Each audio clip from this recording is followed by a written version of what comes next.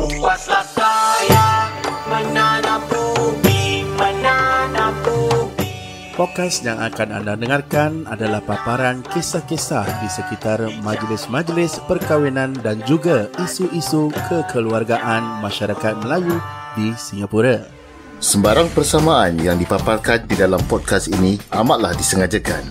Kami harapkan paparan pengalaman kami ini dapat menjadi iktibar kepada semua lapisan masyarakat di Singapura. Dengan kalimah Bismillahirrahmanirrahim, terimalah hos-hos anda, Manaf Dan Mawi.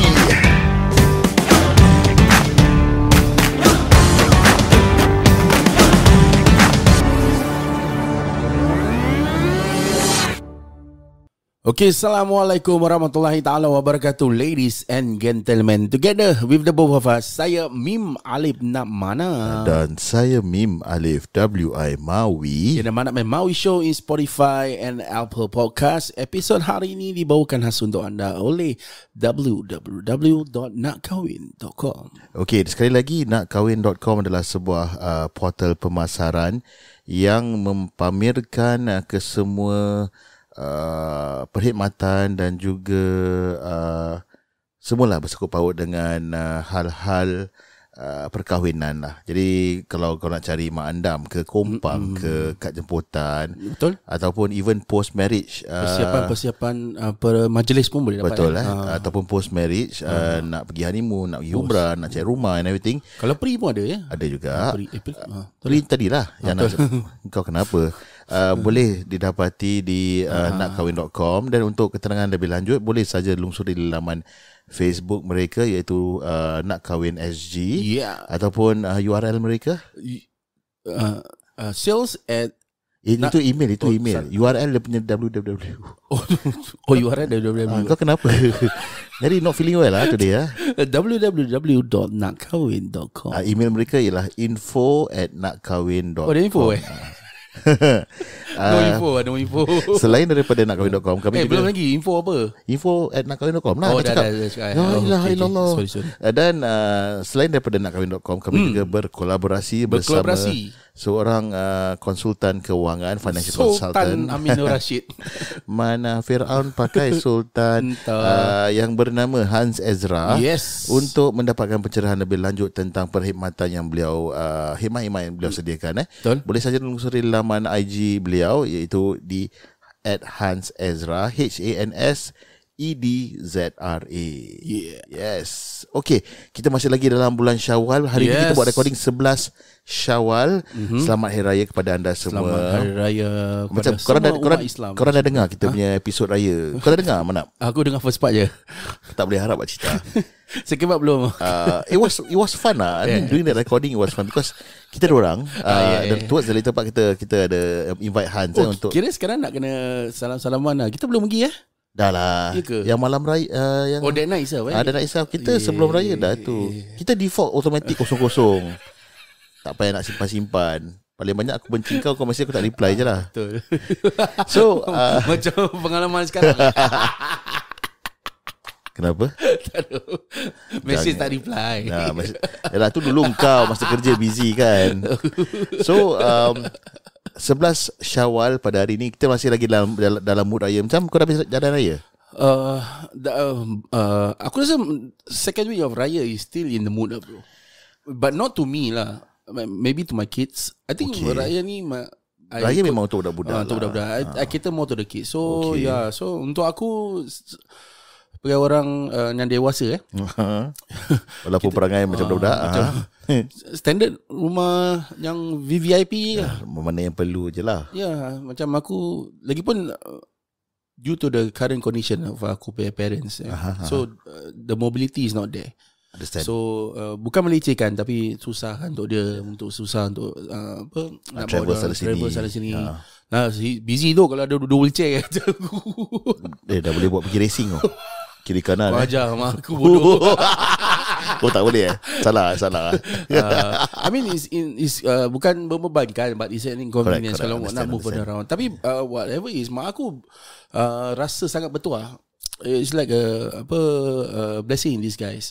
You know, now because people do visit her. Oh, I see. Because she's among one of the elders, second eldest. Yeah, correct. So the rest of the family, my extended family, semua datang kat rumah Kak Mai lah. Oh, datang visit dia lah. Wah, dia apa collection juga tu mak aku. Yes. Selain dia jumpa kerja pun aku kalau datang pagi. Mat ni masuk dalam bank. Mat ni masuk. Kau tukang bank in lah. Aku dia bank in lah, tapi ada commission dah. Oi, mak sendiri pun nak makan commission tu. Tak ada. No matter how old I am, bro. A mother's touch, mother's different lah, bro. Mak aku macam mana pun aku besar-besar gini pun aku cakap aku ada duit, aku ada, but still tak apa kau pegang. Aku pernah post pasal ni kan, kau ingat tak? And it's aku, to be honest, aku baru dapat $50 daripada mak aku. Was like 2 days ago. Tak apa kau pegang. Yelah. Dia dah ask for parents are like that lah. Ibu bapa memang gitulah. Macam mana pun dah 40 tahun ni masih tetap mak kasih duit. Sama juga bapak aku. Mak aku tak sangat, sebab mak aku tak kerja kan. Bapak aku masih ada dapat kerja, dapat duit and everything. Jadi kadang-kadang tanya, just like yesterday, semalam aku bawa pergi klinik untuk check dia punya, to get his license, because he's turning 77 on the 19th. 77. So as a matter of fact, because of that, dia nak kena buat check up sebelum nak renew license lah. Yeah, because I think the law about Singapore sekarang, those above 75 dia 70 berapa you have to go 73 for onwards, kau nak every 3 tahun. Kalau kau ada provisional license, vocational license baru nak kena every year. Betul. So aku bawa dia semalam pergi klinik. Macam bapak aku kesian lah. Bapak aku semua gone gone. Once ada stroke, chronic disease, no, diabetes still okay, but stroke, once ada stroke je license semua revoke. Habis, bro. Yes, correct. Class 4 hilang. Habis. So sayang. The thing is that lepas pergi klinik tu aku bawa pergi mak aku kata nak get QC. Dia pergi klinik apa je buat? Apa je test?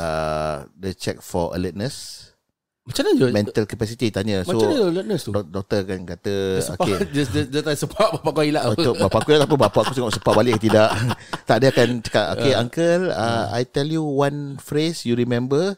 Lepas tu dia tanya benda lain. Now what time? Today what date? Lepas tu he come back to the yes, okay, correct. What did I say just now? Gitu lah. So apart from that, they check bapak aku punya eyesight ada?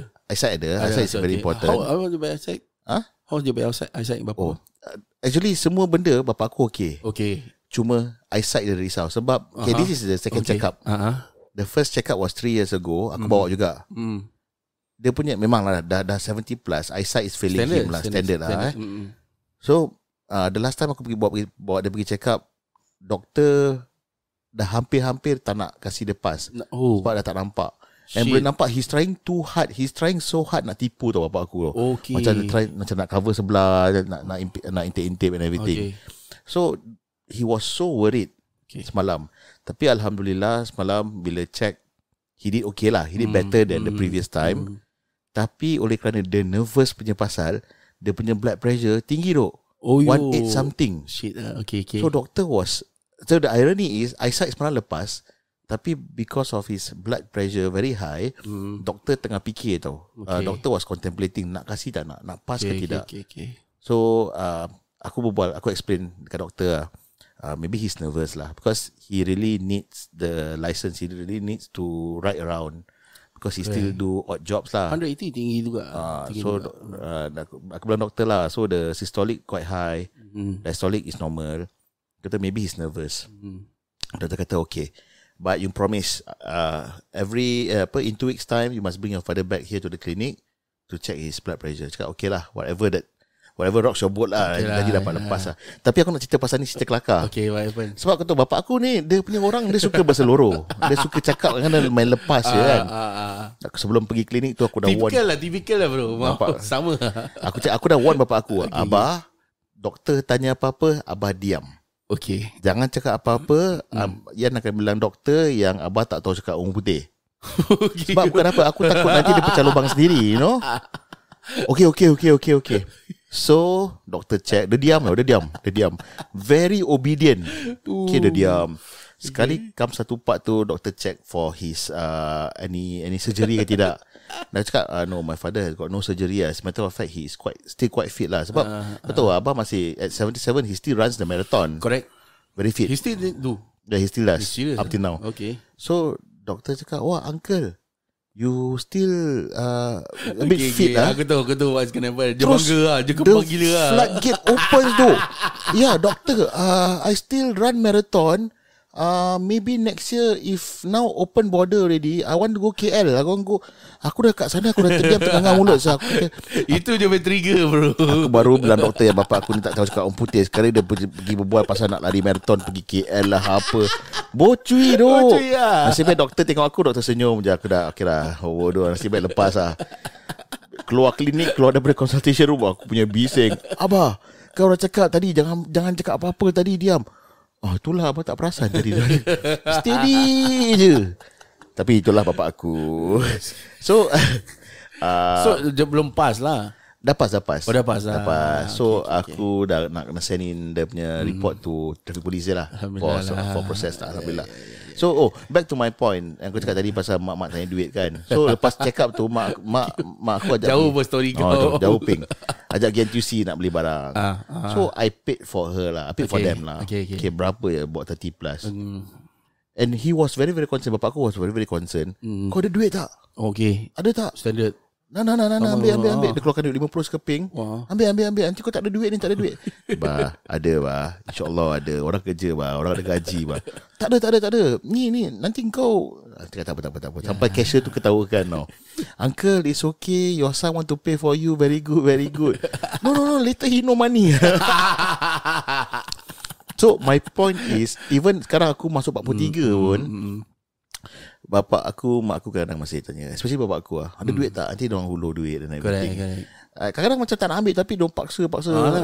So parents are like that. I'm not sure about the other parents out there lah, tapi I'm very sure parents aku, and now I find out parents kau, bapak kau macam itu juga. Sama itu juga. Bapak aku semalam, okay, what happened was semalam bapak aku pergi.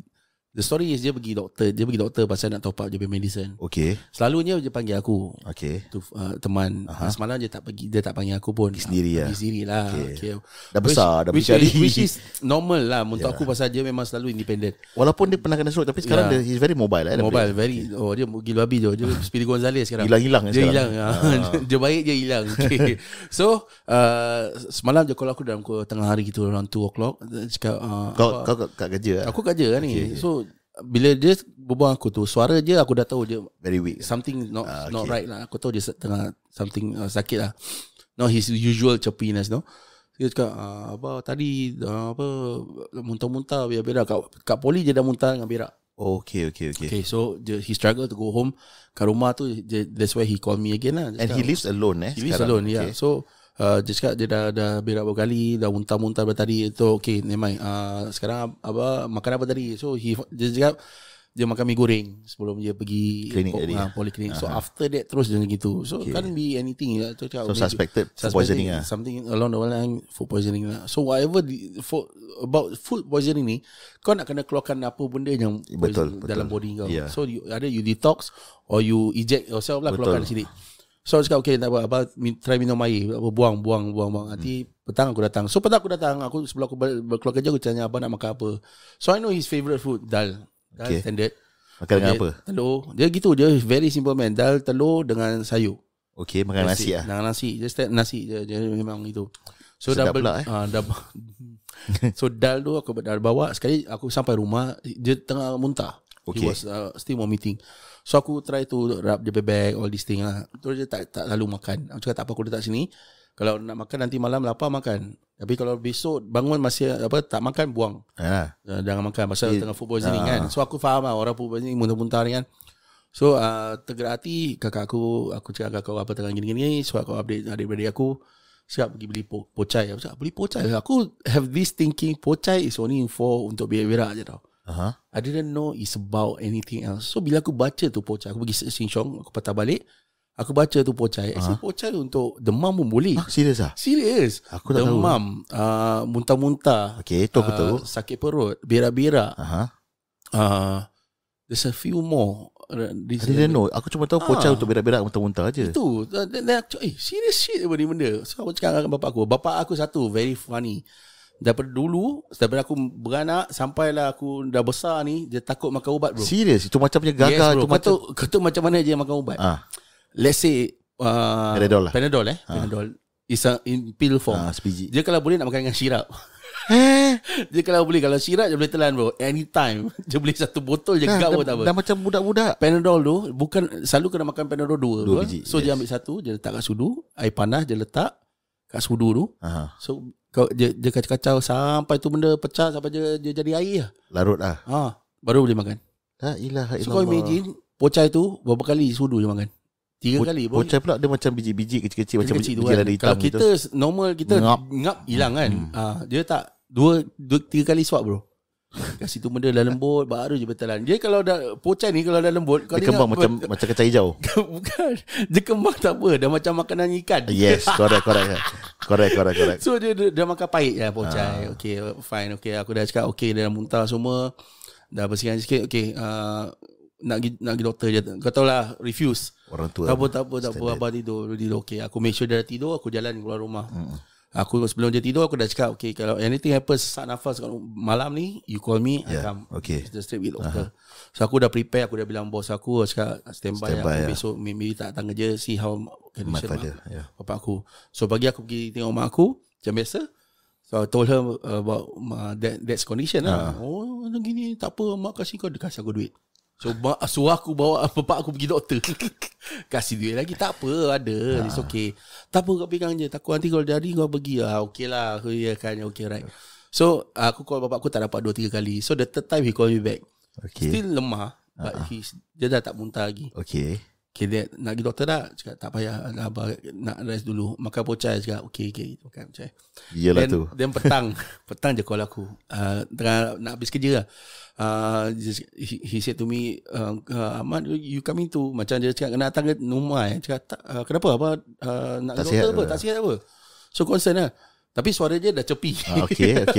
So there's a good indication tau. Cara dia berbual dengan kau, Mat, gitu, kau dah tahu. Okay, dia dah okay. So dia cakap, tak, abang nak keluar pergi makan. Dah baik lah tu, nak beraya. Dah tak muntah pun dah okay lah. Dah tak muntah-muntah lagi. Ni nak pergi keluar pergi makan, nak pergi makan kat kau, cari makan. Yelah, dia makan lah. Dah baik accent lah. Dia cakap, pocai dah makan belum? Tak tahu macam nak buka. Alasan. Dia bukan tak tahu buka, sebenarnya takut nak makan. Cakap pasal berak-berak ni, berak jauh kita topik. Berak-berak muntah-muntah. Kau ingat tak about 3-4 years ago aku ada pergi Medan. Whole family dengan bayi ni. Tu kena food poisoning kan. Betul. That's so rabak sampai aku not ashamed to say, sampai terkecek kat katil and everything. Semua rabak dekat Medan itself on the final day tau. Sure lah. Kena rabak gitu. Aku dengan wife aku, 2 orang je kena. The whole bus family kita. Cuma aku dengan wife aku kena. Okay. And we eat what they eat. They eat what we eat. Okay. So mungkin kita punya perut tak kena dengan correct. So what happened was, it was so bad dalam kapal terbang. Aku all the way kat toilet, cuba part take off dengan landing je, aku duduk kat seat and everything. Pasal literally 3 jam 4 jam tu 2 jam lebih flight dia. Macam Melayan lah. Masa berak-berak kan, food poisoning kan bukan cair lah, is air. Kau tak boleh control juga. Tak boleh control. Yes. So aku kontak lah tak. Aku dah contemplate saya nak beli adult diapers ataupun nak pakai panty liner ke pakai kontak tau. Sebab takut bocor kan. To that extent. Bau naik je dalam kapal terbang. Tapi Alhamdulillah boleh contain lah. So what happened was that time tu Sengkang Hospital baru buka. Yes, okay. So, sampai airport, turun airport, naik kereta, naik Grab, balik rumah, taruh bag, cakap anak-anak aku, okay, korang just relax, ibu dan daddy nak pergi hospital. Kita orang pergi hospital lah. Macam perfect couple duk dekat A&E sebelah-sebelah katil. But the story aku nak bilang ni, mungkin macam rabak duk. Dua-dua kena drip. Dua-dua dah kena cocok masuk air. Pasal bawah cocok tak. Pak dah dehydrated kan. Okay. Tapi doktor dia datang. Doktor very young, very hip and trendy doctor. This Indian lady datang. Okay guys, where have you been? Lepas dia bilang, we just came back from Indonesia. But the whole group kena. No lah, only 2 of us. Okay, whatever lah. Dia kasih kita, kau tahu, ubat cakul. Cakul. Okay. Dia tak kasih kau macam popsicle gitu Tak. Tak. Kasi charcoal. Okay. The best part, okay, kita memang charcoal, this is very common thing tu aku kalau berak-berak muntah-muntah makan charcoal sebab it is supposed to absorb all the benda-benda kotor dalam badan kau. Correct, Because it's literally charcoal. Biasa kat rumah kalau aku sakit perut berak-berak aku makan 2 biji. Kau tahu doktor kasih aku dengan wife aku berapa? Satu orang terus makan 10 biji dok. Serius lah. Aku terperanjat saya. The first thing that came to my mind, the first thing that came to my mind is, saya ni nak kasih aku overdose ke apa? So aku tanya doktor, sorry ya, but isn't 10 too much? Isn't 10 too much? No, okay, you have to understand. Dia explain kat aku, and now I'm telling the people out there. Charcoal tablet ni, dia bukan ubat. Dia bukannya chemical ke bukan apa. It's literally charcoal shaped into a tablet form. Because charcoal ni dia ada karakter untuk absorb. Correct. Kalau bau, kalau kat luar es bau ke apa, kalau charcoal dia absorb. So it's literally arang dia buat dalam tablet form, kau telan. So oleh kerana keadaan aku dengan bini aku tu tengah kronik, ambil kau 10 biji kau telan, it doesn't do your body harm lah, tapi as a matter of fact dia absorb tu lah dia punya all the benda-benda kotoran-kotoran degil lah. Okey lah. Pakai Axion yang kali berkilat-kilat sana keluar. Tu telan 10 biji. Berapa lama tu? About 1 hour 2 hour cepat tu ada observation. Sebab kebanyakannya aku dah buang either dekat Medan ataupun kat kapal terbang aku dah buang. So apa yang ada kat Singapore. Apa flight tu? Garuda. Tak aku naik Tiger. Bukan Tiger. Tiger Asia. No, Tiger. Scoot. Lagi tu apa? Scoot. Bukan, not Scoot, not Tiger, not Asia. Malindo. No, yang local punya. Tiger, Asia, Scoot, Sea Air. No, not Sea Air. Alamak aku lupa. Shoot man. Jetstar. So aku rasa tu kawan terbang penuh tai aku lah. So kat Singapore datang bilin-bilin lah. Siapa yang tukar flash tu? So bilin-bilin. So dah okay. Tapi within 1.5 hours aku dah feel better. Dah kena inject, dah masuk air semua. So balik lah dapat MC 4 hari. So but the point is, cerita ni aku kena makan ubat 10 biji. So imagine kalau macam bapak kau kena makan 10 biji macam mana tu Tapi kecil tu, pocah itu kecil. Sebab itulah. Kau punya cakup besar kan? Cakup macam Panadol lah. Macam Panadol lah. Telan lah. Jadi kita punya intention nak record pasal raya tau. Pasal tai pula berbual So raya happening kita. Okay. Tahun baru ni. Anyways, sebelum kita start ni, kita nak ucapkan selamat raya kepada semua pendengar-pendengar kita. Yes. Kalau tak ada kesempatan, minta maaf lah. Aku tahu banyak orang jemput kita. Banyak open house. Ada show semua kan. Ada roadshow. Dan selamat raya lah berhati-hati bila dah raya kan. Dah macam public announcement, official announcement pula. Tak adalah, bukan apa. Kita masih lagi dalam 11 hari, masih lagi menyambut raya.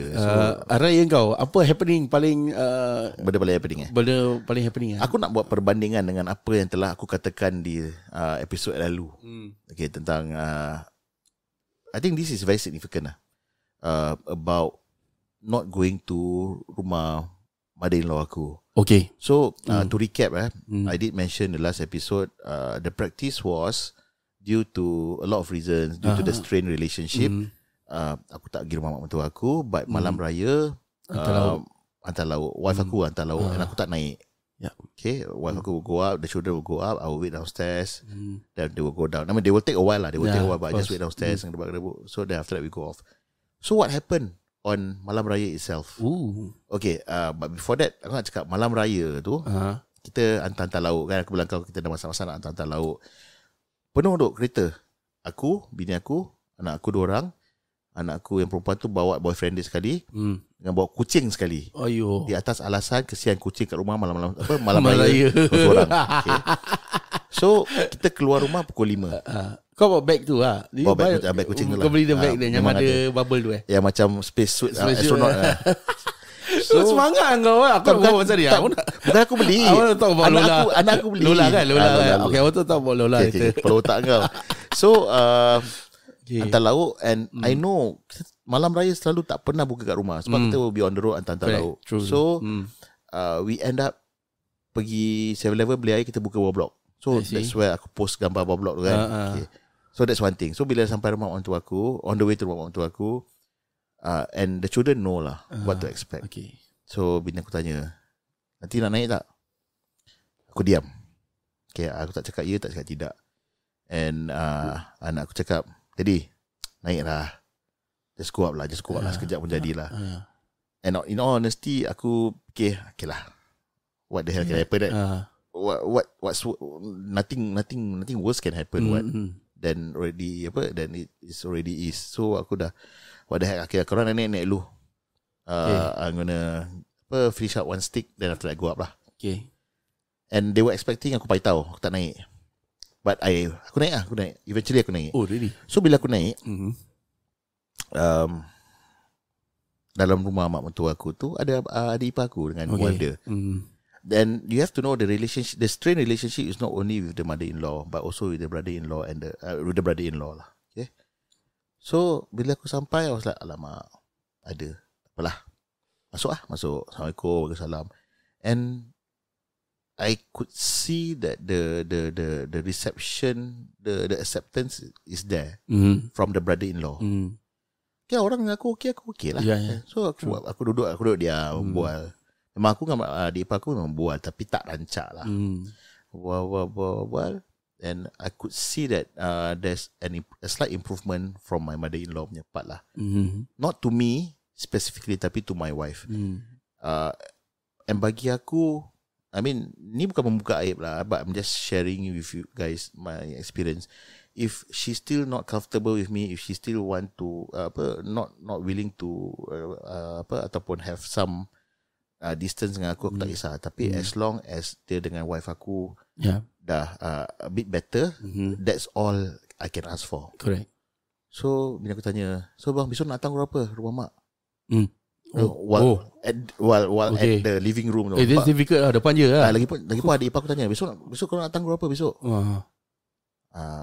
I was like, okay lah, lepas Zohor lah. So yang Zohor tu lepas Hari Raya tu, lepas Zohor aku datang lah, pergi rumah dia. So biasalah Hari Raya berbual. I did strike up a conversation lah, tapi dia punya reply masih lagi sepatah. Tapi there's an improvement, a great improvement.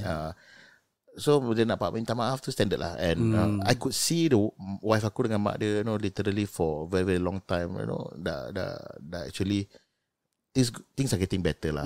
But aku keep on reminding my wife have to take baby steps lah, tak boleh terus terjun, nanti orang macam terperanjat kan. But the most touching part is dengan adik ipar aku lah, because dia salam aku, he literally minta maaf and everything. And I could see, I could feel the sincerity lah. Dan aku reciprocate lah. Obviously lah. So to me it's a good sign lah, it's a good indication. So like rekindle. So bagi aku Alhamdulillah lah. Kalau korang dengar, korang tahu what's really going on, aku minta korang doakan lah. I mean the very least, if not for me, for my wife lah. At least I mean, I'm bukan cakap terlepas, tapi at most aku ni menantu, mak mentua, tapi for my wife, that's the mother. So it's more meaningful for her. Macam mana pun tetap mak sendiri tu. So talking about rekindle ni, kau pun ada cerita juga pasal rekindle ni kan? I just got to know about this. I didn't know. Kau baru bilang aku dengan CP. Apa cerita? Ceritanya about aku punya father-in-law. Real father-in-law. My real father-in-law. Aku ada bilik punya father-in-law. Because there's a few father-in-law lah kira. Sebab kau punya mother-in-law got a few husbands. I mean, I'm not trying to paint the wrong picture of her. Dia hot lah dulu. Dia kira hot stuff lah kira. Dia hot stuff lah kira. Tapi cerita pasal dia kelakar bro. Tapi tak apa. So that's another episode lah. That's another episode. Pasal banyak sangat. Sure. So but then my real father is father-in-law. My real father-in-law, kira bini aku punya bapa Bapa kandung. Okay. So you have to understand kita backstory sikit. My wife grew up without the presence of a father. Okay. Here and there, just like that. So dia punya affection towards the father tu tak bagus lah. Not good. So because the mother was single-handedly brought the both of them up lah je, abang ipar aku, adik ipar aku, sorry. So I think for the past, after he remarried, bapak mentua aku remarried, so he found he married to a very good woman. Seriously, mak mentua aku, my stepmother-in-law.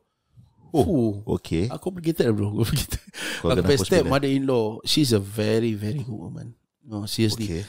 Kalau aku can kasih perumpamaan tu payung emas tu je punya. Okay. Seriously bro. Dia punya tahap kesabaran je dengan bapa pernah jumpa aku.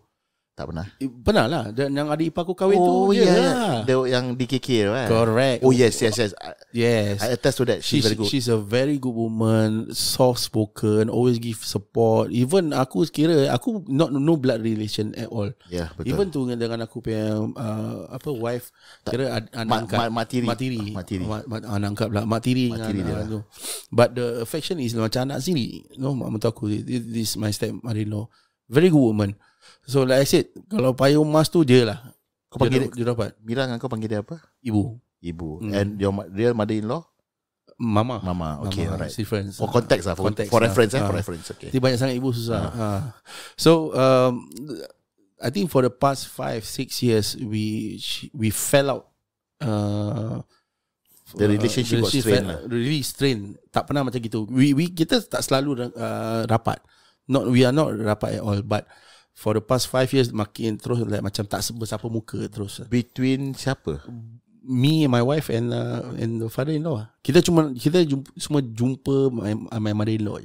So dengan bapak dia je lah. Because dia buat hal sendiri all that shit lah. Understand. And even my other siblings, my step siblings yang sebelah sana, they were kata orang tu, how to say, jauhkan diri juga lah. Okay. We are okay together, but with the father relationship tak apa-apa baik. Oh, okay. So but has been a very huge improvement for this past 1 year. Okay. He has changed a lot, which aku tak percaya.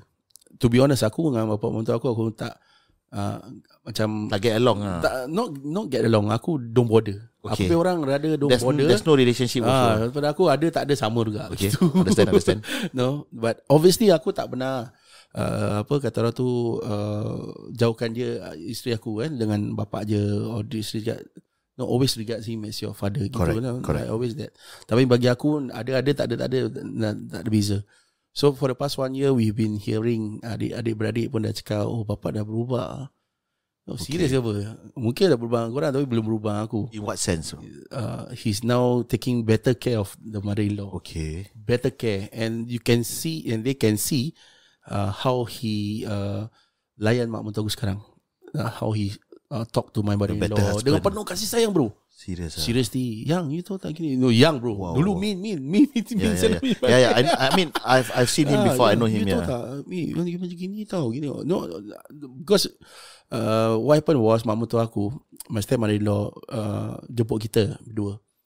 My whole family 4 orang so tengok so datang rumah bapak aku. Okay. So bapak mentua kau lah. Bapak mentua aku. Orang confused dengar. Ya, bapak mentua aku. So aku macam serius betul tak betul. Hari raya ni lah. Hari raya ni lepas ni aku macam betul tak betul Okay lah, let's see lah betul tak perubahan je. Maybe they are saying but honest, to be honest, yeah, he changed a lot. Aku terperanjat ni betul ni orang tua ni, and he layan the most important that dia layan orang yang dekat dengan dia tu lebih baik. Dia tak layan aku baik pun tak apa. Same lah. But dia layan orang yang dia keluarga je ni, mak mentua aku important. Even her children. Better bro. No, and now they are free to. Macam dulu diorang duduk dalam bilik, mesti dalam bilik, tak boleh keluar. Okay. Masak tak boleh masak kat kitchen. Diorang literally masak dalam bilik bro. That bad lah. Untuk makan. Okay. It's really that bad. You know, motor aku tak boleh nak kena balik kerja terus. Kena control lah. Control babi. For whatever reason. Whatever reason lah kan. Whatever. But now, and I can see the difference. Pasal apa mak motor aku now is, you can see dia punya keceriaan tu, dia punya better. Dia boleh nampak dia. She's literally more happy now. If you don't mind sharing, do you guys know what happened that sparked the change, that started the change? The change in him lah. Wah, aku really don't know mendalam sangat kenapa he changed, but I think because I think he has everything up. Okay. No, he had someone else. Okay. And I think my mother-in-law found out and all this shit. So that was a wake up call lah. Yeah, but at the end of the day, she is still there for him. Although he was in deep shit lah. Dia ada buat satu benda stupid juga. Tak payah lah. Really stupid, bro. Then, I mean, forgiveness lah. Okay. But the most important that he changed. And when I went there, rumah dia tu, wah, mesra lah. Really, aku cakap, hey, ni siapa siapa? Ni bapa tu aku ke? Korang kahwin dah berapa lama pun, so this is the first time. Correct. And then obviously kakak aku ni, my wife, kita salam dan minta maaf lah. Then wife aku minta maaf lah dengan bapa dia. Oh, touching bro. Serious lah. So bro, aku depan adik-beradik aku nak try. Maksudnya I'm the eldest. Yeah, okay, faham. Brother. Wife kau was the eldest also. Yeah, so I'm the eldest also. I'm paling tua aku lah sebagai menantu pertama. Saja ada 3 menantu. Yeah. Bapa menantu aku ni. So aku I'm the eldest apa. So macam nak control lah. Oh ni, aku try to make things macam funny a bit. Oh ni jejak kasih ni. Tuan ada nangis. Dia mak menantu aku nangis. Okay. Oh touching. Mak menantu tiri aku ni nangis. She was so relieved, so happy that finally the daughter and father macam rekindle their relationship again lah.